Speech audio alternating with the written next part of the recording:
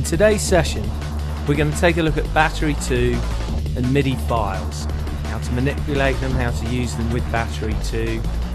The style of music that you're listening to here is obviously drum and bass. We've got a couple of different styles.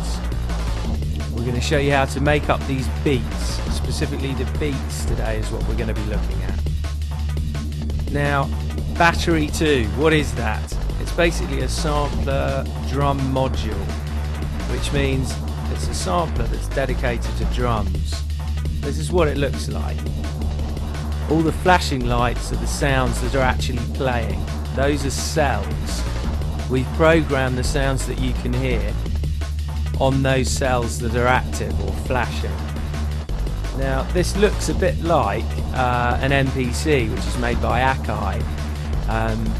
The MPC is a very famous and well-used drum module used from all the hip-hop tunes right up to top producers like Timbaland and the Neptunes.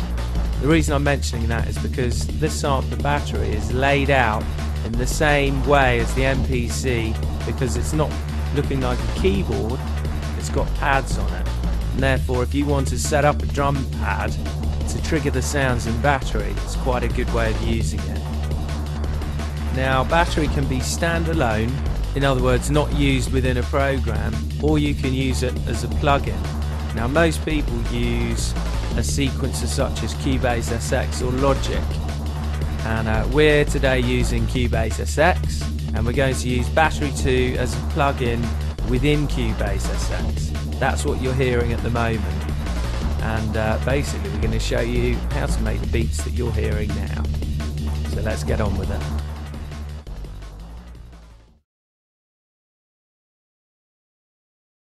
Here you see a new project in Cubase SX. First thing we're going to do is load Battery into Cubase SX. So go to Devices, VST Instruments, click on an empty module and select Battery 2. Now we're going to load a kit, and after we've loaded it in, we're going to show you a bit about this interface. So JC is on the mouse at the moment, and he's just loading a hip hop patch, and there you see a bunch of hip hop sounds have been loaded into the cells on the interface. Now JC is clicking on the cells, and you can hear the sounds that are in there, the samples that the cells play. They've even got the bass sounds on this set. So I want to now show you what's happening up at the top of the interface. This section here is the master section. That is the master volume. If you turn that up and down, everything in the cells will go up and down, and the same will happen if you click and drag on that, as JC just did. You can bring it down and up in level. Moving on next to it, that's how much memory is loaded into Battery at any given time. Now that's how many notes you can have playing at the same time, and then above it you've got the meter. So if you click a sound, you'll see that the level is recorded on the meter, and you don't want it to go to red, and red is, if it was too loud, it would go on the right hand side.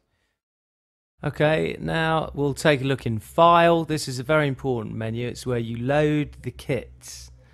You can load samples from here, but there's a better way of doing it. This is where you load your drum kits and then save them if you make changes to them. Okay, down at the bottom of the interface, you can see this area here is for editing or manipulating the sound. It's kind of the fun bit. This is where you put your filters, change the length, the compression. You can loop your sounds. This is the kind of science factory, if you like, where you can see the shape of the files. That's a shape of a file there. Now we're going to take a look at MIDI files. Before we start, you may well ask, what is a MIDI file? Well, it's something that we're going to use to trigger sounds with. A MIDI file is an arrangement of MIDI information, including MIDI notes, that can arrange sounds into a pattern. And the beauty of them is you can download them from the internet, get them off sample CDs. Basically, they arrange sounds into a preordained pattern. So we're going to import a drum pattern now before we start loading our sounds in. And to do that, you go up to File, Import, and go down to MIDI file. We're not going to create a new project because we're already in a fresh project, so click on No. And what the computer's now doing is pointing to MIDI files on the hard drive. So there you go, that's what a MIDI file looks like when it's in QuickTime format. And we're going to open that one. It's a part of the drum and bass kits that are in the Point Blank sample CD that we've made specially for our students to get the best sounds, really. So check this one out. There it is. It's popped up like magic. Cubase automatically creates a MIDI track for you along with the MIDI file. And here you have an 8-bar drum pattern. So we're just going to drag the right locator to the right hand side of the 8 bars. Okay, the next thing we're going to do is go back to the VST instruments rack. There's our battery. Click on the icon and lo and behold, it's all there. Now we're going to import a new kit, or rather we're going to load a new kit. So go to Open and select a drum and bass kit, because this is a drum and bass MIDI file pattern that we're using, and open it. And there it is, loading all the different samples in a patch. It didn't find the sample we pointed it to, so we've now manually got to point it to what it says up there, 24-inch Fusion kick. So we're going into the sample CD as created by Point Blank, going into battery kits, drum and bass, drums and samples. Lo and behold, there it is, the 24-inch Fusion kick. Open that. And now the whole thing's loaded. Close battery. Close this VST Instruments window. Select the channel. Select your output. At the moment it's not connected, so we want it to play battery 2. Rewind by clicking left locator or stop. Put the loop on, cycle mode, and press play.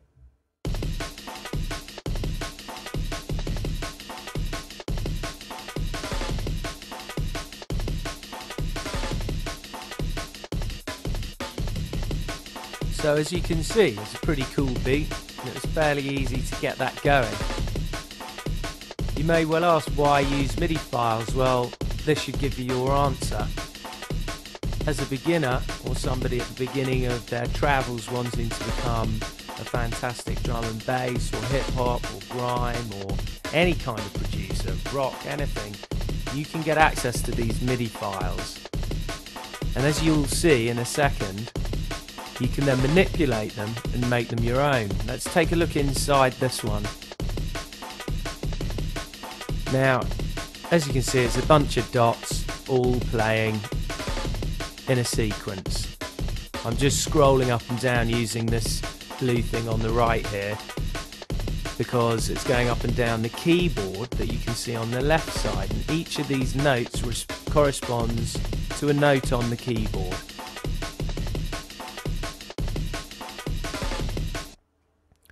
You'll see that if I click on any of these notes, you can hear the individual parts making up the MIDI file. Now, this is kind of good, but obviously they're all at the moment jumbled up into the same piece at the moment, and a professional producer doesn't work like this. You have to separate these parts out. So close the window, and what we're going to do is separate these parts. The process is called dissolving.